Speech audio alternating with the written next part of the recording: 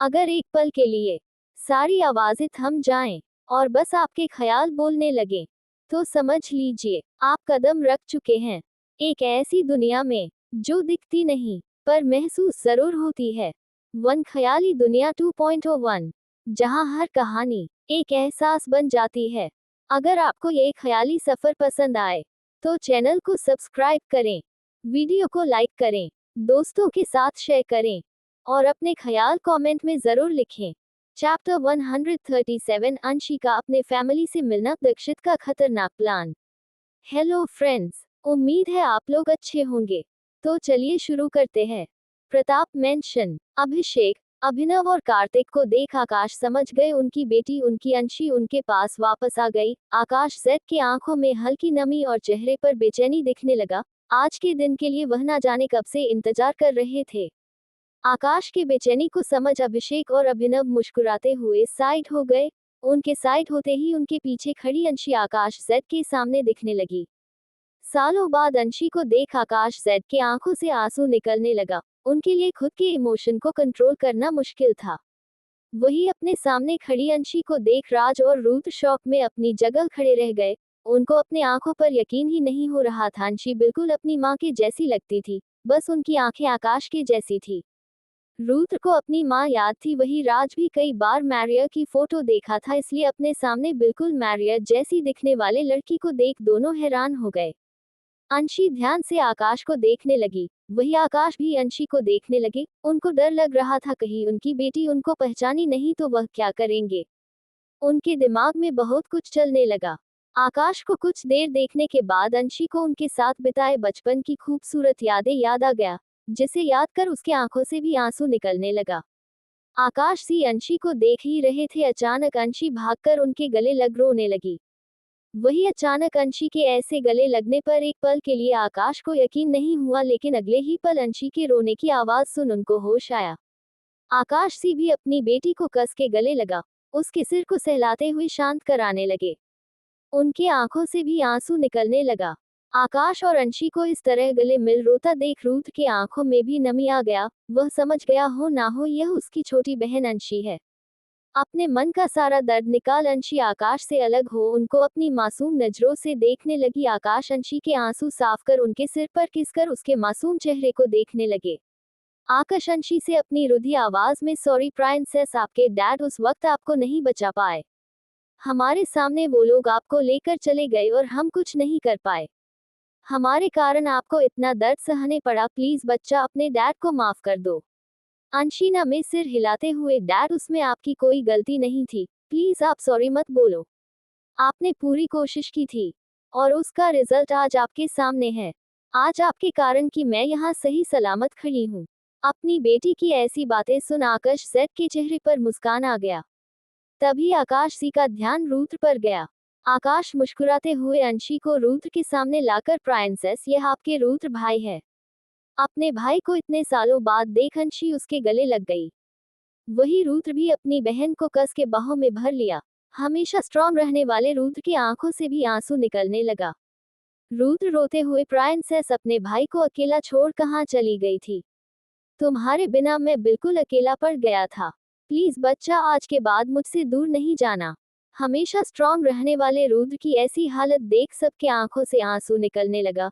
Ruth के लिए राज बहुत खुश था। वह बचपन से रूथ को अपनी फैमिली के लिए तड़पता देखा था। कुछ देर बाद सब हॉल के सोफे पर बैठे थे। आकाश सी रूथ और राज को सारा सच बता चुके थे। सच जानकर रूथ के अंदर से आकाश के लिए सारा गुस्सा निकल गया। इस वक्त अंशी आकाश और रूथ के बीच में बैठी थी। उसके चेहरे पर एक प्यारी सी मुस्कान था। आज राज भी बहुत खुश था, आखिर उसको अंशी के रूप में बहन जो मिल गई। अभिषेक, आकाश से, मुझे लगता है तुम लोगों को हमारे साथ राठौर मेंशन चलना चाहिए। वहां सब तुमसे और रूथ से मिलना चाहते हैं। अभिषेक की बात सुन आकाश, सॉरी लेकिन मैं इस वक्त तुम्हारे साथ कहीं नहीं जा सकता। मुझे सालों बाद मेरे दोनों बच्चे मिले हैं, मैं इनके साथ समय बिताना चाहता हूँ और मुझे अंशी को उसके बाकी परिवार से भी मिलना है।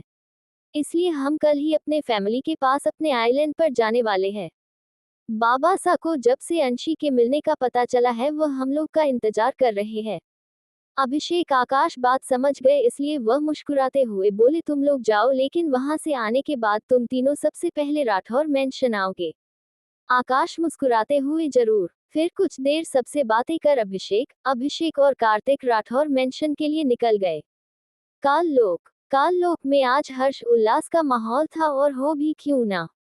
आज हजारों वर्ष बाद काल लोक के असली राजा, काल लोक के निर्माता काल दक्षित अपने लोक में वापस जो आ चुके थे। दक्षित के आते ही काल लोक की शक्तियां दुगनी हो गई, क्योंकि दक्षित काली शक्तियों का स्रोत था, वह काली शक्तियों का मालिक था। दक्षित के आते ही काल लोक के काली शक्तियों के धारक की शक्तियां दुगनी हो गया। भले ही दक्षित इतने सालों तक कैद में रहा, लेकिन उस कैद में होने के बाद भी साधना और तपस्या करके वह अपनी शक्तियां बढ़ा रहा था। दक्षित अपने राजमहल के सिंहासन पर बैठा बीते वर्षों में बीती के बारे में सुन रहा था। सालों बाद अपने पिता को आजाद देख भैरव और कालमाया काफी खुश थी, हो भी क्यों ना। आज उनका इंतजार जो सफल हुआ। दैत्य गुरु काल भैरव से महामहिम त्रिकुट राजकुमारी के बनाए सुरक्षा चक्र के कारण हम पाताल लोक और परिलोक दोनों पर भी आक्रमण नहीं कर सकते। काल भैरव महामहिम दैत्य गुरु सही बोल रहे हैं, हमने कई बार कोशिश लेकिन हम सफल नहीं हो पाए। अब हमें क्या करना चाहिए।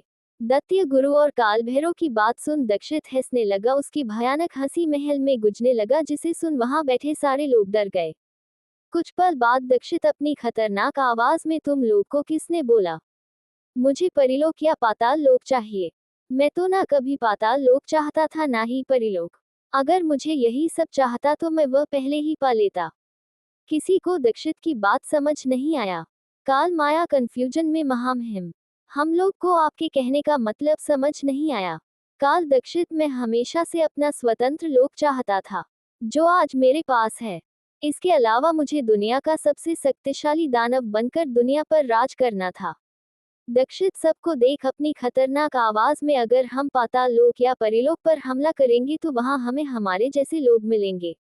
वो लोग भी सोच रहे होंगे हम उन पर हमला करेंगे, लेकिन इस बार हम पाताल लोक या परिलोक नहीं कहीं और हमला करेंगे, जिसे देख देवता भी कांप उठेंगे।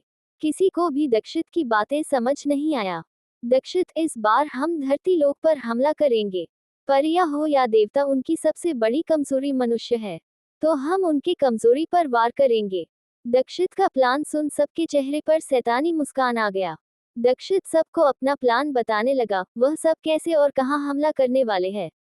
सारी बातें सुन सब मुस्कुराते हुए दक्षित के बोले अनुसार काम करने वाले गए। वही त्रिसला जो सभा में तो नहीं, लेकिन उनकी सारी बातें सुन रही थी। वह दक्षित का प्लान सुन अड़ा से कांपने लगी। वह जल्दी से अपने रूम की ओर भागी। दक्षित खुद से, यामिनी इस बार तुम्हें मेरा होना होगा।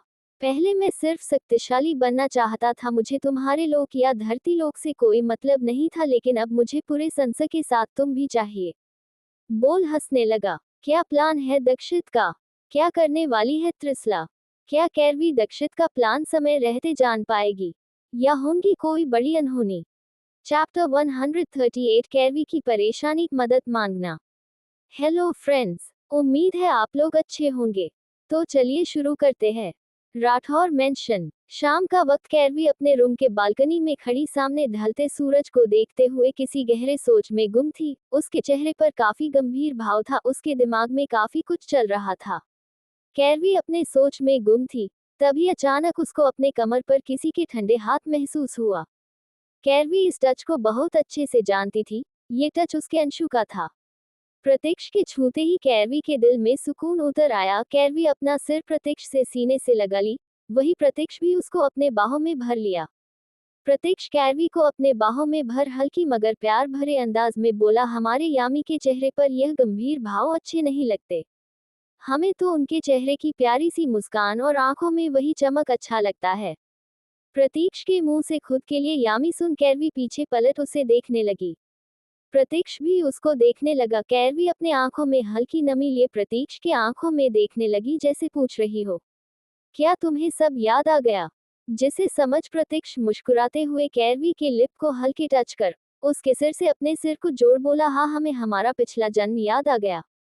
हमें हमारा खुद से और आपसे किया वादा याद आ गया। फिर कैरवी के चेहरे को अपने हाथ में भर यामी बोला था, ना आपका देव आपका पीछा इतनी आसानी से नहीं छोड़ेगा। देखिए आपके पीछे पीछे हम यहाँ तक आ गया। प्रतीक्ष की बात सुन कैरवी मुस्कुराते हुए उसके गले लग गई। आज वर्षों बाद दोनों का इंतजार खत्म हुआ। दोनों के दिल में आज एक सुकून था। कुछ देर बाद दोनों बालकनी के झूले पर बैठे सामने ढलते सूरज को देखने लगे। प्रतीक्ष राजकुमारी, अब तो सब कुछ ठीक है, फिर आपके चेहरे पर ये परेशानी के भाव क्यों हैं? क्या बात है? प्रतीक्ष की बात सुन कैरवी सामने की ओर देखते हुए, दक्षित की काली शक्तियां पहले से कहीं ज्यादा बढ़ चुका है और काल लोक जाने के बाद वह कहीं ज्यादा शक्तिशाली हो जाएगा, क्योंकि वह काली शक्तियों का देवता है।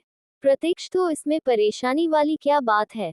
अगर वह काली शक्तियों का देवता है तो आप भी अपार शक्तियों की रानी है। आपके आगे उसकी शक्तियां कुछ नहीं है, और सबसे बड़ी बात, आप पहले से ज्यादा शक्तिशाली हो गई है। वह पिछली बार परिलोक पर हमला कर पाया क्योंकि परिलोक में दानवों के लिए किसी तरह का कोई रोक नहीं था, इसलिए वह हमारे विश्वास का फायदा उठा अंदर आकर हमारे लोगों को मार पाया। लेकिन अब वह ऐसा नहीं कर पाएगा क्योंकि दानवों के लिए परिलोक की दरवाजे बंद है। और सबसे बड़ी बात, वहां आपका बनाया सुरक्षा चक्र है, उसके होते हुए दक्षित वहां कभी नहीं जा पाएगा। और रही बात पाताल लोक की, तो वहां भी आपका बनाया सुरक्षा चक्र है। प्रतीक्ष की पूरी बात सुन कैरवी गहरी सांस लेकर, हमें परिलोक या पाताल लोक की चिंता नहीं, बल्कि हमें धरती लोक की चिंता है। धरती लोक पर किसी तरह का कोई सुरक्षा चक्र नहीं है। हमें यकीन है वह इस बार जरूर धरती लोक पर आक्रमण करेगा, क्योंकि धरती लोक पर रहने वाले मनुष्य के पास किसी तरह की कोई शक्तियां नहीं है। वह धरती लोक को आसानी से अपने अधीन कर सकता है, और अगर धरती पर एक बार काली शक्तियां आ गया तो पिछली बार से कहीं ज्यादा मासूमों की जान जाएगा, जो हम नहीं चाहते।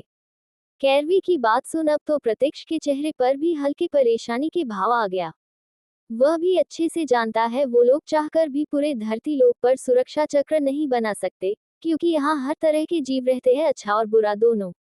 प्रतीक्ष, कैरवी से अब आप क्या करने वाली हो? अगर दक्षित का प्लान धरती लोक पर हमला करना होगा तो हम उन्हें कैसे रोकेंगे? कैरवी, हमारे पास प्लान है, लेकिन इसमें हमें आप सबकी की मदद चाहिए। प्रतीक्ष, हम हमेशा आपके साथ हैं। कैरवी, हम सबके साथ इस बारे में बात करेंगे। कैरवी की बात सुन प्रतीक्ष उसके साथ कुछ देर बाद रूम से निकल गया। नीचे हॉल में सब लोग चाय नाश्ता के साथ हंसते मुस्कुराते हुए बातें कर रहे थे। चंद्रकांत, हर्षवर्धन और रणविजय जी एक तरफ बैठे अपने पुराने दिनों को याद कर रहे थे। वही विक्रम, अभिषेक, अभिनव, माधव, विक्रांत, प्रणव और ऋतिक बसीनस की बातें करने में बिजी थे। घर की सारी लेडीज किचन में हंसते मुस्कुराते बातें करते हुए डिनर की तैयारी कर रही थी। वीर, अर्पित, अरुण, कियान, कृतिका, कियारा, आर्यन, अमर, रेयांश, कबीर और कार्तिक एक साथ बैठे सुबह जो कुछ हुआ उसके बारे में बातें करते हुए हंस मुस्कुरा रहे थे।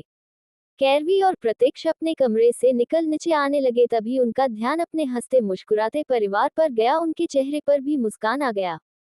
कैरवी अपने मन में सोचा ना था, इतना दर्द सहने के बाद जिंदगी में इतनी खुशियां मिलेगी। भले ही कुछ पल के क्यों ना हो, लेकिन मुझे मिला। हम नहीं जानते आगे क्या होगा, हम रहेंगे या नहीं, लेकिन आज हम खुद से वादा करते हैं, चाहे कुछ भी हो जाए, हम अपने इस परिवार को कुछ नहीं होने देंगे। साथ ही इनके जैसे बाकी परिवार को भी कुछ नहीं होने देंगे, चाहे इसके लिए हमें अपनी जान ही क्यों ना देना पड़े। फिर प्रतीक्ष और कैरवी भी सबके साथ बैठ बातें करने लगे। कैरवी के बोलने पर आज सब लोग यही रुकने वाले थे। सबने खुशी खुशी अपना डिनर कंप्लीट किया। रणविजय, चंद्राकत, हर्षवर्धन, मेनका, कल्याणी और वीना जी अपने रूम में रेस्ट करने चले गए। घर की बाकी लेडीज के साथ कियारा और कृतिका भी अपने रूम में चली गई। लेकिन कैरवी के कहे अनुसार विक्रम, विक्रांत, अभिनव, माधव, प्रणव, ऋतिक, अभिषेक, कबीर, अमर, प्रतीक्ष, आर्यन, रेयांश स्टडी रूम में आ गए। उनके पीछे कियान, अरुण, वीर और अर्पित भी जिद करके सबके साथ स्टडी रूम में आ गए। विक्रम जी सीरियस आवाज में कैरवी से, प्रिंसेस, आपको हम सब से एक साथ क्या बात करनी थी? कैरवी गहरी सांस लेकर, डैडा, हमें आप लोग की हेल्प चाहिए। इस बार दक्षित हो ना हो धरती लोक पर हमला करेगा। परिया और पाताल लोक में रहने वाले लोग खुद को उन काली शक्तियों से बचा सकते हैं, लेकिन मनुष्य नहीं।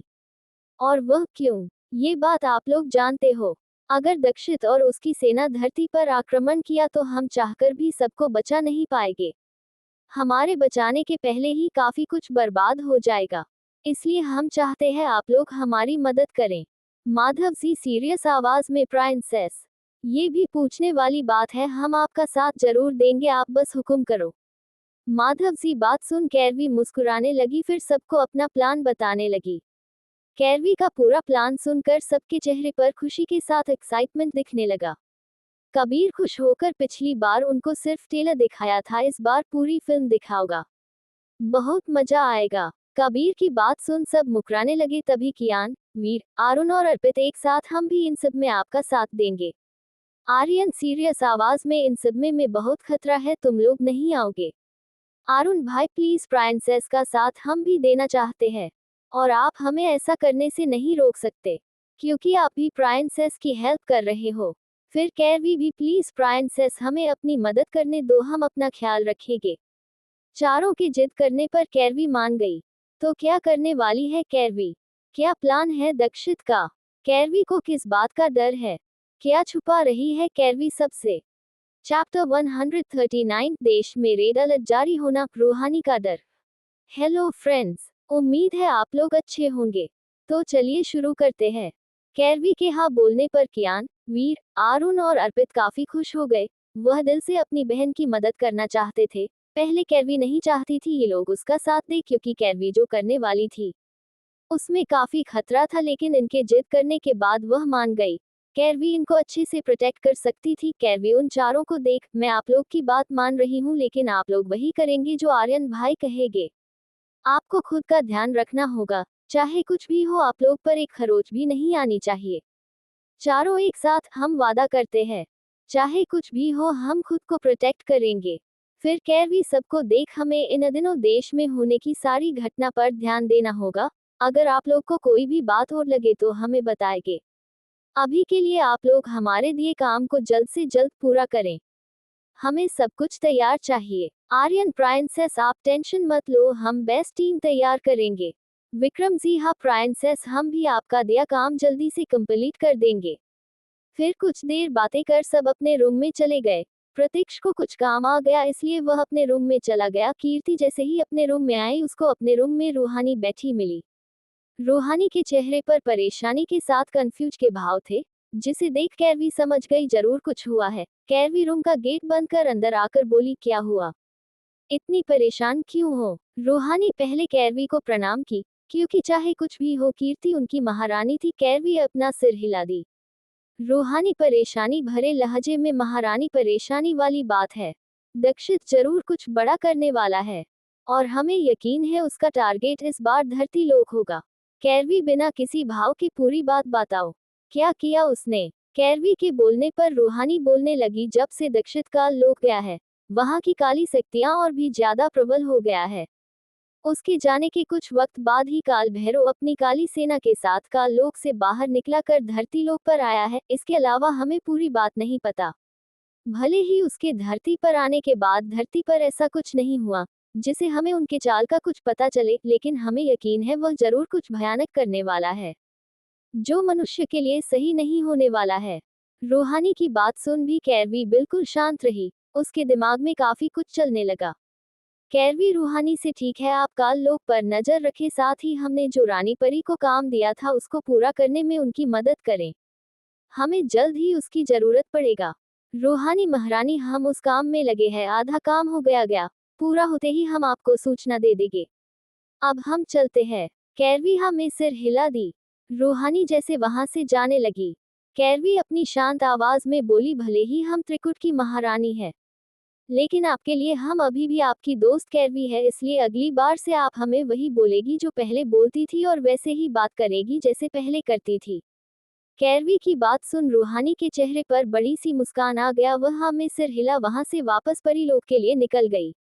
अगली सुबह आज सबको अपने अपने घर जाकर वापस अपने डेली रूटीन को फॉलो करना था, लेकिन कल्याणी जेड के बोलने पर सब ब्रेकफास्ट करने के लिए राठौर मेंशन रुक गए। रणविजय, हर्षवर्धन और चंद्रकांत सी सुबह का न्यूज़पेपर्स पढ़ते हुए चाय पी रहे थे। तभी वहां डेवल्स के साथ माधव और अभिनव भी आकर हॉल में बैठ गए।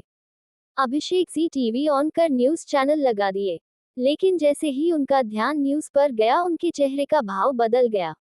न्यूज में दिखा रहा था पिछले 14 घंटे में मुंबई के साथ कई बड़े शहरों लोगों अचानक गायब हो रहे हैं।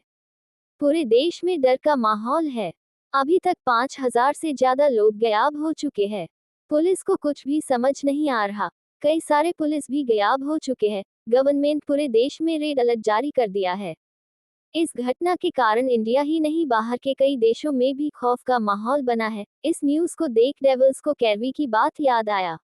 अभी सब न्यूज देख रहे थे तभी वहां प्रत्यक्ष, आर्यन, अमर, कबीर, रेयांश, कियान, वीर, अरुण, अर्पित, कृतिका, कियारा और कैरवी आई आते ही सबका ध्यान न्यूज पर गया। कृतिका न्यूज देखकर मायूस आवाज में दिन पर दिन क्राइम बढ़ता जा रहा है। पता नहीं आगे क्या होगा। ऐसा कर कौन रहा है। कियारा, यू आर राइट, लेकिन हम कर भी क्या सकते हैं। इस न्यूज के कारण हमारा पूरा देश हाई अलर्ट पर है। जितने भी पब्लिक प्लेस है सबको बंद कर दिया गया है। बिना काम के कोई भी घर से बाहर नहीं निकल रहा। अर्पित खुश होकर, वाह, इसका मतलब आज हमारा कॉलेज भी बंद होगा और ऑफिस की भी छुट्टी, आज तो मजा आ गया। अरुण हमें सिर हिला दिया, जिसे देख कियान और वीर भी ज्यादा खुश हो गए। उन सबको कैरवी के साथ टाइम बिताना अच्छा लगता है। कल्याणी जी, मेनका जी और वीना की पूजा कर सबको प्रसाद दी। न्यूज को देख कल्याणी जी अपनी कड़क आवाज में, आज कोई भी घर से बाहर नहीं जाएगा। प्रतीक्ष, दादी मैं ऐसे घर पर नहीं रुक सकता, आज मेरी इंपॉर्टेंट मीटिंग है। बाकी सबका भी जाना जरूरी था, इसलिए मेनका और वीना जी सबको एक एक रक्षा सूत्र देकर, अगर घर से बाहर जाना है तो सब इसे अपने हाथों में बांधो, फिर यहाँ से बाहर जा सकते हो। उनकी बात मान सब अपने हाथ में रक्षा सूत्र बंध लिए। राधिका जेड के बोलने पर सब ब्रेकफास्ट करने डाइनिंग एरिया की ओर जाने लगे।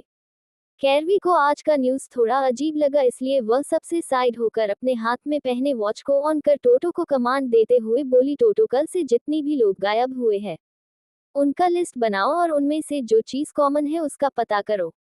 टोटो, ओके लिटिल मास्टर। टोटो को इंस्ट्रक्शन देकर कैरवी वापस सबके पास डाइनिंग टेबल पर आकर बैठ गई। इस वक्त कैरवी के चेहरे पर भले ही स्माइल था लेकिन वह कुछ परेशान लग रही थी, जिसे विक्रम जी, आर्यन और प्रत्यक्ष बाकी समझ गए लेकिन किसी ने कुछ नहीं बोला। ब्रेकफास्ट करने के बाद सिंघानिया, रावत, रजावत, अग्निहोत्री और शेखावत फैमिली अपने अपने घर के लिए निकल गई। जाने से पहले सब कैरवी से मिले तो कैरवी सबको उनके काम पर ध्यान देने बोली, बाकी सब वह खुद संभाल लेगी। तो क्या करने वाला है दक्षित? क्या कैरवी सबको बचा पाएगी? दिल दिल दिल। चैप्टर 140, काली सेना का धरती पर हमला, आकाश का रजावत मेंशन आना। हेलो फ्रेंड्स, उम्मीद है आप लोग अच्छे होंगे।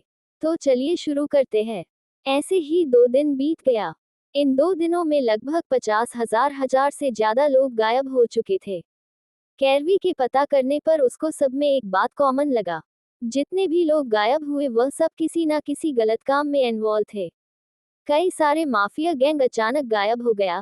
कैरवी को इस बात का यकीन था इन सब में जरूर दक्षित का हाथ है, लेकिन वह क्या करना चाहता है इस बात का उसे कोई आइडिया नहीं था। 2 दिन बाद सुबह का वक्त, पूरी शेखावत फैमिली डाइनिंग टेबल पर बैठी ब्रेकफास्ट कर रही थी। ब्रेकफास्ट करने के बाद सब हॉल में आकर बैठ गए। आर्यन और विक्रम को आज ऑफिस लेट से जाना था, सभी बातें कर ही रहे थे। तभी वहां परी माँ आई। परी माँ को देख सब अपनी जगह से उठ गए।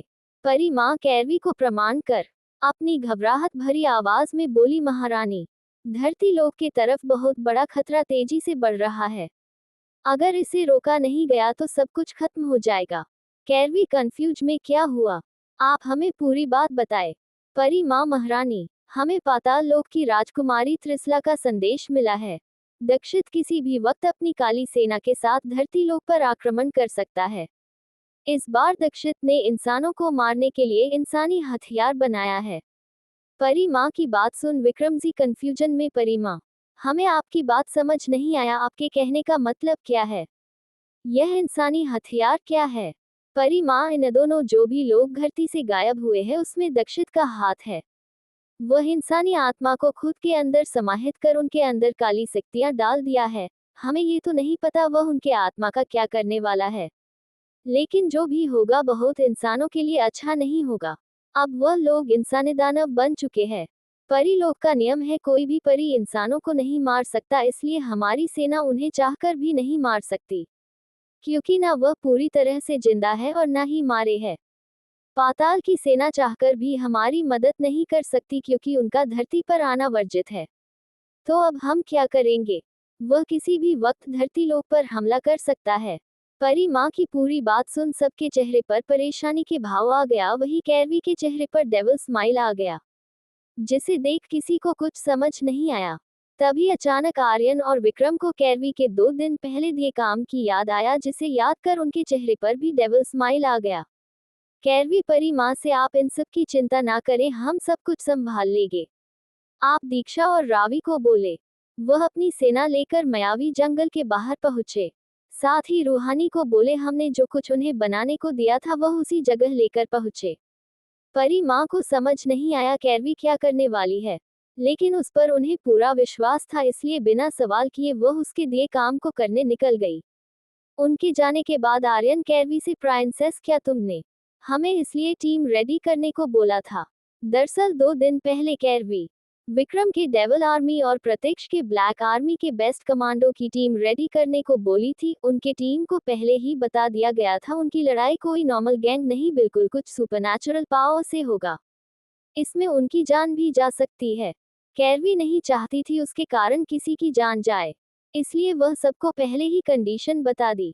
विक्रम और प्रत्यक्ष की टीम बहुत ज्यादा लॉयल थे, इसलिए उनके एक बार बोलने पर भी वह सब मान गए। कैरवी मुस्कुराते हुए, हमें लगा था वह ऐसा जरूर करेगा, इसलिए हमने आपको टीम रेडी करने को बोला था, अब वह समय आ गया। विक्रम जी, प्रिंसेस आप जब बोलोगी। माहिर और रॉबर्ट टीम को लेकर उस जगह पर पहुंच जाएंगे। आर्यन, प्रिंसेस हमारी टीम भी रेडी है। कैरवी, समय आ गया है, सबको मेरे बताई जगह पर पहुंचने का बोलिए। हमें अभी निकलना होगा। कैरवी के बोलते ही सब जाने को रेडी होने लगे। आर्यन और प्रत्यक्ष बाकी सबको इन्फॉर्म कर दिए। कुछ देर बाद पूरी राठौर, सिंघनिया, रावत, अग्निहोत्री और शेखावत फैमिली रिजावत मेंशन पहुंच गए। पूरे परिवार को सच पता चल चुका था। राधिका जी और आशा जी जाने से पहले सबको टिका लगाई। उनको अपने बच्चों और पति की चिंता हो रहा था, लेकिन वह ये भी जानती थी उनका जाना जरूरी है।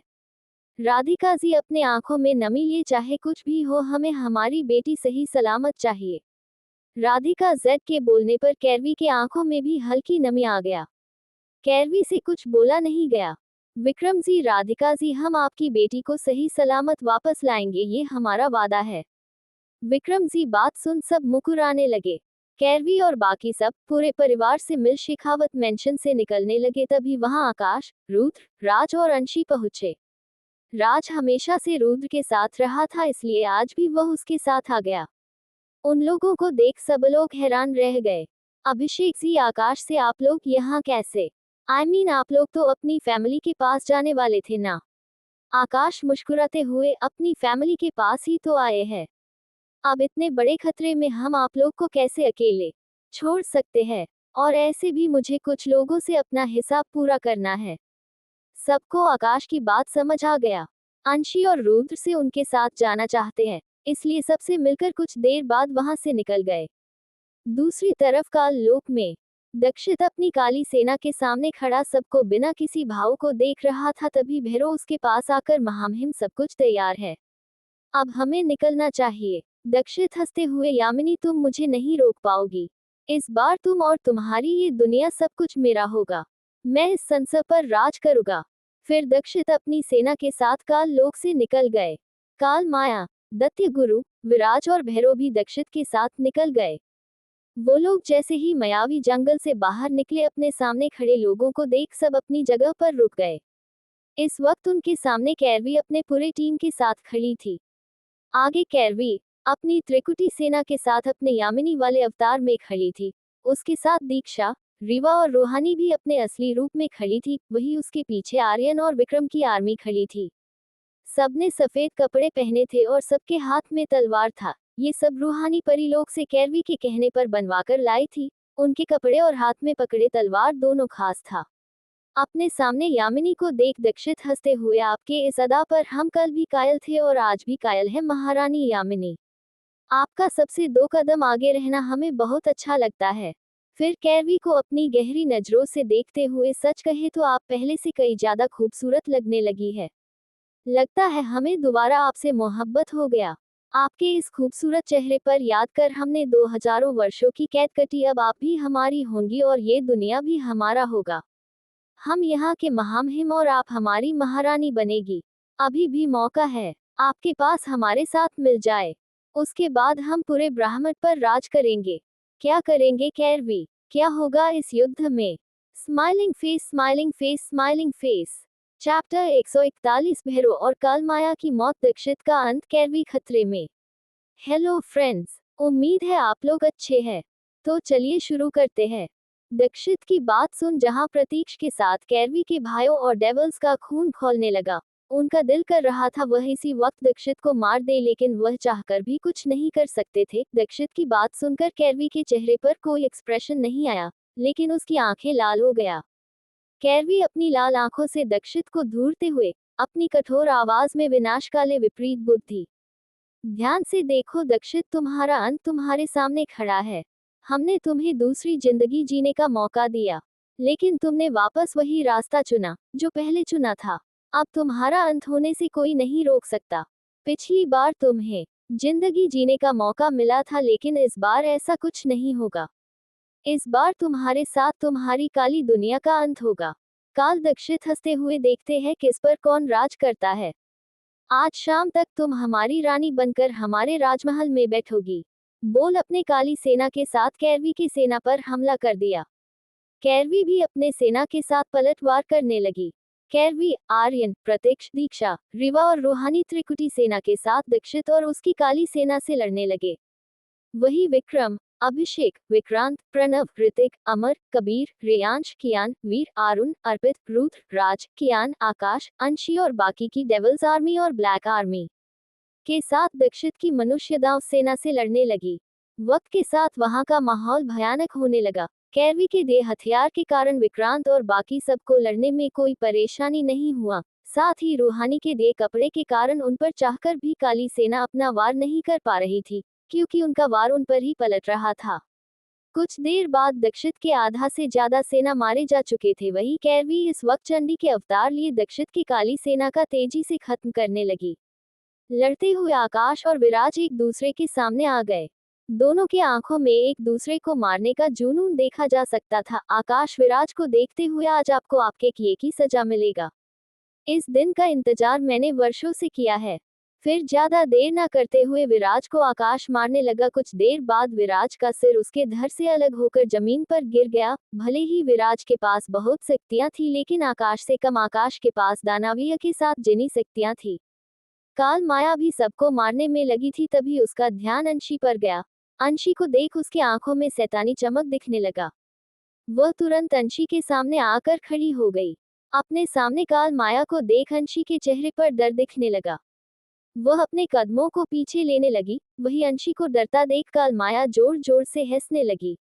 काल माया हंसते हुए, भले ही उस दिन तुम मेरे हाथ से बच गई, लेकिन आज नहीं बच पाओगी। आज तुम्हें मारकर तुम्हारी शक्तियां मैं लेकर रहूंगी। बोल जैसे ही अंशी पर वार की, कोई अंशी को अपनी तरफ खींच उसको अपने गले लगा लिए। अंशी को गले लगने वाला रुद्र था। रुद्र अंशी को ऊपर से नीचे तक चेक करते हुए, प्रिंसेस आप ठीक हो ना? आपका को कुछ हुआ तो नहीं? रुद्र को देख अंशी डर के मारे उसके गले लग रोने लगी। रुद्र उसको शांत कराने लगा। तभी काल माया रुद्र को देख गुस्से में बोली, पिछली बार तुम्हें छोड़ दिया था, लेकिन इस बार तुम्हारी बहन के साथ तुम्हें भी मार दूंगी। इतना बोल जैसे ही रुद्र पर हमला की, रुद्र अंशी को अपने साथ खड़े राज की तरफ धक्का देकर उससे लड़ने लगा। रुद्र के आंखों में खून उतर आया। उसको अपने आंखों के सामने मैरिया का बेजान शरीर दिखाई देने लगा। रुद्र की शक्तियां भी जाग चुका था। इसी के साथ उसको उसकी यादें मिल गया था। रुद्र के पास भले ही शक्तियां था, लेकिन कालमाया के समाने वह कुछ नहीं था। कालमाया उसको काफी घायल कर दी। वही अपने भाई की ऐसी हालत देख अंशी के आंखों में खून उतारने लगा। काल माया रुद्र को मरती उससे पहले अंशी रुद्र को बचा उससे लड़ने लगी। काल माया के साथ काली शक्तियां था, वही अंशी के साथ दैविक शक्तियां। दोनों के बीच बराबर की लड़ाई हुआ। अंत में काल माया की मौत अंशी के हाथों से हुआ।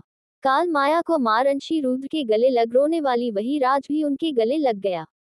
फिर उन दोनों का मूड सही करने के लिए, यार तुम दोनों गले बाद में मिल लेना, पहले अपने इन रिश्तेदारों की खातिरदारी तो करो।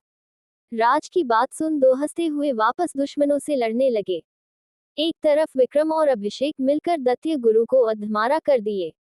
अभिषेक गुस्से, तुझे बहुत शौक है ना बलि देने का, आज हम तेरी बलि देंगे। विक्रम जी गुस्से में चिल्लाते हुए, तेरे कारण हमें हमारी बेटी हमारी रुद्राक्षी को खोना पड़ा था, आज उसकी कीमत तुम्हें चुकाना होगा। इतना बोल दोनों बेरहमी से दैत्य गुरु को मार दिए। दैत्य गुरु चिल्लाता रह गया। पिछले जन्म में रुद्राक्षी के मौत के पीछे दैत्य गुरु का सबसे बड़ा हाथ था। अब तक शाम होने वाला था। दक्षित की सारी सेना मर गया। त्रिकुटी सेना के काफी परिया और फरिश्ते घायल, कुछ थे बहुत की मौत भी हो गया, लेकिन कोई नहीं रुका। प्रतीक्ष और भैरव में कड़ी लड़ाई होने लगा। प्रतीक्ष की आंखों के सामने उसके पिछले जन्म का नजारा आने लगा। कैसे काल भैरव के कारण उसकी रुद्राक्षी मरी थी। भैरव प्रतीक्ष दोनों एक दूसरे को टक्कर देने लगे। दोनों ही शक्तिशाली थे। तभी उनके बीच आर्यन भी आकर उसका साथ देने लगा। कुछ देर बाद दोनों मिलकर भैरव को बेरहमी से मार गिराए। अब सिर्फ दक्षित ही बचा था, उसकी पूरी काली सेना, यहाँ तक कि मनुष्य दानवी सेना भी खत्म हो चुका था। दक्षित और कैरवी के बीच जबरदस्त लड़ाई होने लगा। कैरवी जानती थी जब तक सही समय नहीं आ जाता वह दक्षित को नहीं मार सकती है। दक्षित को उसी वक्त मारा जा सकता है जब सूर्य और चांद दोनों एक साथ आसमान में हो, जहां धरती, पाताल और आकाश का मिलन हो। जगह बिल्कुल सही था। अब कैरवी को समय का इंतजार था। दक्षित काफी घायल हो चुका था। सबका ध्यान कैरवी और दक्षित पर था। पता नहीं क्यों, लेकिन आज प्रत्यक्ष को वैसा ही लग रहा था जैसे उसको यामिनी और रुद्राक्षी के मौत के वक्त लगा था। विक्रम और आर्यन को भी काफी बेचैनी होने लगा। कुछ देर बाद सही समय आ गया और कैरवी अपने तलवार में सूर्य, चांद, आकाश, पाताल और धरती की शक्तियां समेत दक्षित के पेट में वार दी। कैरवी के वार करते ही दक्षित का जोरदार चीख वहां गूंज गया। वह समझ गया अब उसका अंत निश्चित है। मारते वक्त उसके चेहरे पर खतरनाक मुस्कान आ गया। दक्षित हंसते हुए, आज मैं अकेला नहीं, मेरे साथ तुम भी मरोगी। मैं तुम्हारे साथ जी नहीं सकता, लेकिन मर सकता हूँ। दक्षित की बात किसी को समझ आता उससे पहले दक्षित अपने कपड़े से एक खंजर निकाल कैरवी के पेट में मार दिया। कीर्ति की जोरदार चीख वहां गूंज गया। दक्षित और कैरवी दोनों जमीन पर गिरे। कैरवी के गिरते ही सब कैरवी की ओर भागे। प्रतीक्ष जल्दी से कैरवी के सिर को अपने गोद में रख उसको उठाना लगा। कैरवी की आंखों के सामने अंधेरा छाने लगा, उसकी आंखें बंद होने लगा। कैरवी की ऐसी हालत देख प्रतीक्ष के आंखों से आंसू निकलने लगा। कैरवी की ऐसी हालत देख दक्षित हंसते हुए, चाहे कुछ भी कर लो, तुम लोग इसे नहीं बचा सकते। आर्यन गुस्से में दक्षित की मारते हुए, कमीने तुमने क्या किया मेरी बहन के साथ? वह इतनी कमजोर नहीं कि वह तेरे एक वार से मर जाए। आर्यन की बात सुन दक्षित उखाड़ती सांस से हंसते हुए, तुमने सही कहा, उसे किसी हथियार से नहीं मारा जा सकता, इसलिए मैंने अपनी 2000 वर्षों की साधना की शक्तियां में 50,000 मनुष्य की काली आत्मा के साथ उसकी बुराई को मिला एक ऐसा शस्त्र बनाया जिसके वार से यामिनी तो क्या देवता भी नहीं बच सकते। वह ना ही जी पाएगी और ना ही मर पाएगी। इतना बोल वह आखिरी बार दर्द से चिल्लाते हुए मर गया। दक्षित के मारते ही उसके शरीर के साथ बाकी काली सेना का शरीर भी धुआं बनकर उड़ गया। तो क्या कैरवी बच पाएगी, या यही होगा कैरवी का अंत? क्या करेगा प्रतीक्ष? Smiling face. चैप्टर 142, कैरवी को नई जिंदगी मिलना, शादी, हैप्पी एंडिंग। हेलो फ्रेंड्स, उम्मीद है आप लोग अच्छे होंगे। दोस्तों, ये चैप्टर इस कहानी का लास्ट पार्ट है। प्लीज आप लोग मुझे कमेंट करके बताना कहानी का एंडिंग कैसा लगा। तो चलिए शुरू करते हैं। कैरवी के बेजान शरीर को अपने गोद में लिए प्रतीक्ष एक तक उसके पीले पड़ चुके चेहरे को देखने लगा। उसके आंखों में सामने उसकी पिछली 2 जिंदगियां चलने लगा। यामिनी से मिलना, उनका प्यार, उनका बच्चा, उनकी खुशियां, उनका अलग होना, दूसरा जन्म, फिर मौत और वापस अपनी मोहब्बत के लिए स्वर्ग के सारे कानून तोड़ तीसरा जन्म लेना। विक्रम, आर्यन, अरुण और अर्पित अपनी प्राइंसेस की ऐसी हालत के देख रोने लगे। बाकी सब भी रोने लगे। कियान को कैरवी की ऐसी हालत देख सदमा लग गया। माधव जी की कियान की हालत देख डर लगने लगा। अमर जल्दी से कैरवी को चेक किया। कैरवी की सांसें रुक चुका था, जिसे देख वह रोने लगा। सबका दर्द आंसू के रूप में बाहर आने लगा। आकाश में काले बादल छा गया। तभी वहां त्रिकुट के राजा रानी परिमा, रानी परी के साथ स्वर्ग महागुरु आ गए। कैरवी की ऐसी हालत देख उनके आंखों से भी आंसू निकलने लगा, लेकिन किसी के पास कैरवी को बचाने का कोई तरीका नहीं था। स्वर्ग महागुरु प्रत्यक्ष से महाराज हमें महारानी को लेकर जाना होगा। उनकी बात सुन अचानक प्रतीक्ष को होश आया और वह गुस्से में दहाड़ते हुए हमारी यामी को कोई हाथ नहीं लाएगा, कोई भी नहीं। प्रत्यक्ष का ये रूप देख वहां आए परिया देवता के साथ स्वर्ग गुरु भी एक पल के लिए कांप गए। परी माँ, लेकिन महाराज हमें महारानी को ले जाना होगा, अब उन्हें कोई नहीं बचा सकता। दक्षित ने जिस हथियार से इन्हें मारा है उस हथियार के कारण महारानी का अध्यात्म कोर खत्म हो चुका है, अब बस ये शरीर बचा है। परी माँ की बात सुन प्रतीक्ष अपनी लाल आंखों में घूरते हुए अपनी खतरनाक आवाज में, खबरदार, अगर मेरी जान के खिलाफ एक भी बुरा शब्द बोला तो जिस संसार के लिए मेरी जान ने अपनी जान दी है उसे तुम लोगों की आंखों के सामने जलाकर राख कर दूंगा, और तुम लोग चाहकर भी नहीं रोक पाओगे। फिर सारी परिया देवता और स्वर्ग गुरु को देख आप लोग को तो मेरी सच्चाई पता ही होगा। आज भी मैं वही देवदत्त हूँ जिसका खौफ पूरे संसार में था। सालों पहले सिर्फ अपनी जान के लिए मैं बदला था, वापस मुझे वही बनने पर मजबूर मत करो। प्रत्यक्ष का ये रूप देख सारी परिया और देवता पीछे हट गए। फिर प्रतीक्ष कैरवी के हाथ को अपने हाथ में लेकर ऊपर आसमान की ओर देखते हुए अपनी तेज आवाज में बोला, त्रिदेव, क्या यही है आपका इंसाफ? जिसने आपकी बनाए इस दुनिया के लिए इतने दर्द सहे, अपनी जिंदगी, अपनी खुशियां, सब कुछ कुर्बान कर दिया, उसके लिए यही था आपका इंसाफ? आपके दिए वरदान के कारण समस्त संसार खतरे में पड़ गया, और उसे बचाने के लिए आपकी यह बेटी ने अपनी कई जिंदगियां खुशी खुशी कुर्बान कर दी। तो क्या उसकी कुर्बानी का यही अंजाम होना चाहिए? आज आपको अपने इस भक्त के साथ इंसाफ करना होगा, अपने अस्तित्व का प्रमाण देना होगा, नहीं तो आगे कोई भी आपके बनाए इस दुनिया को बचाने के लिए खुद की कुर्बानी नहीं देगा। प्रत्यक्ष के इतना बोलते ही वहां तेज हवा चलने लगा। अचानक काले आसमान के तेज रोशनी चमकने लगा। इसी साथ त्रिदेव सबके सामने प्रकट हुए।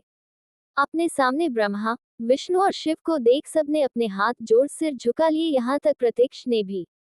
कैरवी को देख तीनों ने अपने हाथ ऊपर किए। उनके ऐसा करते ही उनके हाथ से सुनहरी रोशनी निकल कैरवी के शरीर में जाने लगा और फिर कैरवी के शरीर से काला रंग का धुआं बाहर निकलने लगा। कुछ वक्त बाद कैरवी ने अपनी आंखें खोली। आंखें खोलते ही कैरवी का ध्यान सबसे पहले अपने पास बैठे प्रत्यक्ष पर गया। कैरवी को वापस अपनी आंखें खोलते ही सबके चेहरे पर मुस्कान आ गया। प्रत्यक्ष जल्दी से कैरवी को अपने गले लगा लिया, वही कियान जो किसी पत्थर के जैसे जमा था। कैरवी के होश आते ही उसको होश आया। कुछ पल बाद प्रत्यक्ष कैरवी से अलग हो सामने देखने लगा। कैरवी जब अपने सामने देखी तो त्रिदेव को देख वह भी उनको प्रणाम की। ब्रह्मदेव, आप हमारे उम्मीद पर खड़े उतरे। आपके कारण इस संसार से इतना बड़ा संकट टला है, इसलिए हम आपको एक नया जीवन देते हैं। विष्णु देव, आपने अपने जीवन, अपनी खुशियों से आगे हमेशा अपने कर्तव्य को चुना है और आपके इस फैसले ने हमें बहुत पसंद किया है।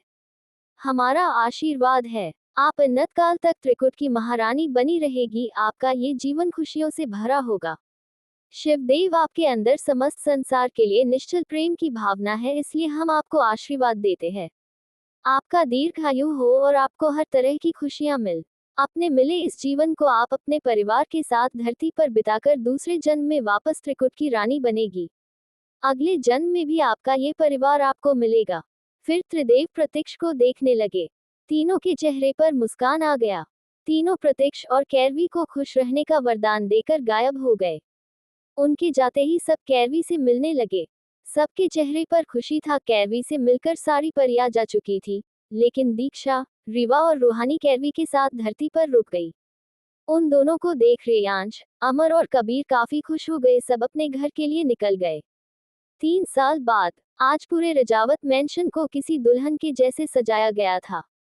लोग इधर से उधर भाग रहे थे। मैंशन के गार्डन को काफी खूबसूरती से सजाया गया था। बीच में एक बड़ा सा मंडप लगा था, उसके चारों तरफ कई सारी कुर्सियां लगी थी। शाम का वक्त पूरा रजावत मैंशन सितारों के जैसे चमक रहा था। मंडप के पास लगे कुर्सियों पर शहर के कई सारे बड़े लोग बैठे थे, यहाँ तक कि मिनिस्टर भी बैठे थे। आज का दिन सबके लिए खुशियों वाला था। आज प्रत्यक्ष और कैरवी की शादी थी। इन 3 सालों में काफी कुछ बदल गया था। प्रत्यक्ष के सारे दोस्तों की शादी हो गया था। कृतिका, आर्यन, कियारा, कार्तिक की शादी 2 साल पहले ही हो गया था। वही रेयांश, रूहानी, कबीर, रीवा, अमर, दीक्षा का 6 महीने पहले। कैरवी और प्रत्यक्ष उस वक्त काफी बिजी थे, इसलिए दोनों ने शादी नहीं की। कैरवी दुनिया की जानी मानी साइंटिस्ट के साथ टेक्नोलॉजी की दुनिया में उसको भगवान मानते हैं। रेड गोल्डन कॉम्बिनेशन के रॉयल सरवेनी पहने, सिर पर सहरा सजाए, प्रत्यक्ष मंडप में बैठा बेसब्री से अपनी दुल्हन के आने का इंतजार कर रहा था। इस वक्त वह आसमान से उतरा सहजदा लग रहा था। कबीर, अमर और रेयांश उसके पास खड़े उसको चिढ़ा रहे थे। कुछ वक्त बाद उसका इंतजार खत्म हुआ और कैरवी अपने भाइयों के साथ अपने डैडा का हाथ पकड़े मंडप की ओर आने लगी। कैरवी को देख प्रतीक्ष की तो जैसे सांसें ही रुक सा गया। वही शादी में आए मेहमान और फैमिली वाले मंत्रमुग्ध होकर सामने से आ रही शहजादी को देखने लगे। लाल गोल्डन कॉम्बिनेशन का राजस्थानी लहंगे के साथ हल्का ब्राइडल मेकअप और राजस्थानी गहने में वह जानट की शहजादी लग रही थी। उसकी खूबसूरती को शब्दों में बयां नहीं किया जा सकता है। प्रतीक्ष को एक तक अपनी जान को देखता रह गया। उसको पता ही नहीं चला कब कैरवी उसके सामने आकर खड़ी हो गई। रेयांश के हिलाने पर उसको होश आया। प्रतीक्ष अपना हाथ आगे कर कैरवी को मंडप में अपने पास बिठाया।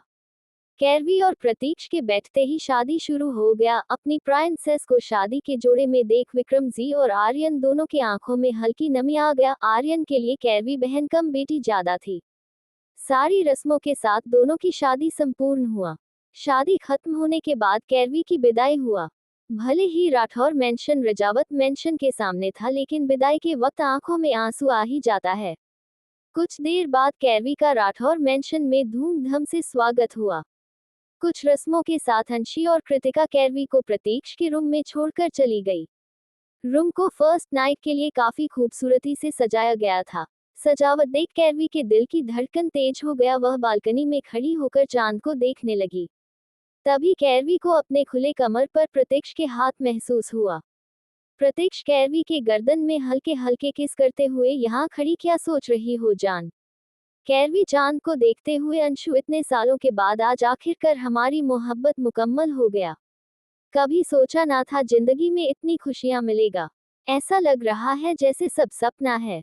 कैरवी की बात सुन प्रतीक्ष उसको अपने तरफ देख उसके सिर पर प्यार से किसकर, सपना नहीं सच है ये, हमें हमारी खुशियां मिल गया। फिर कैरवी के लिप पर हल्के से बीते कर, अगर फिर भी यकीन ना आए तो आज की रात के बाद यकीन आ जाएगा। इतना बोल कैरवी को उठा रूम में लाकर बेड पर लेटा दिया। कैरवी शर्मा कर अपना चेहरा दूसरी तरफ कर ली। प्रतीक्ष किस करते हुए उसके गहने को निकलते हुए, आज के रात का इंतजार मुझे कब से था, आज की रात हमारा है। फिर कैरवी की आंखों के देखते हुए, जान आज मैं तुम्हें टूटकर प्यार करना चाहता हूँ, क्या तुम मेरा साथ दोगी। प्रतीक्ष की बात सुन कैरवी मुकुरते हुए उसके ओठों पर ओठ रख किस करने लगी। कुछ ही देर में दोनों अपनी प्यार की दुनिया में खो गए। उसके प्यार का साक्षी यह चांद। दोस्तों, हमारी कहानी कैरावी द मूनलाइट रिबॉर्न का ये सीजन है यहाँ हैप्पी एंडिंग हो गया। दोस्तों, मुझे ये कहानी यही खत्म करना पड़ रहा है। अगर आप लोग का रिस्पांस अच्छा रहा तो इसका दूसरा सीजन आएगा, क्योंकि इस कहानी में काफी कुछ बचा है। लेकिन ये सीजन यही खत्म होता है। उम्मीद है आप लोग को कहानी अच्छी लगी होगी। Thank you. Smiling face, folded hands, folded hands, folded hands, folded hands. हर कहानी यही रुकती है, पर ख्यालों का सिलसिला चलता रहता है। अगर इस वीडियो ने आपके दिल में कोई बात छोड़ दी हो तो उसे एक लाइक दीजिए, अपनों के साथ शेयर कीजिए और अपने जज्बात कमेंट में जरूर बताएं। हमारी इस ख्याली दुनिया का हिस्सा बनने के लिए चैनल को सब्सक्राइब करना न भूलें। फिर मिलेंगे एक नए ख्याल के साथ। वन ख्याली दुनिया 2.01, जहां ख्याल जिंदा रहते हैं।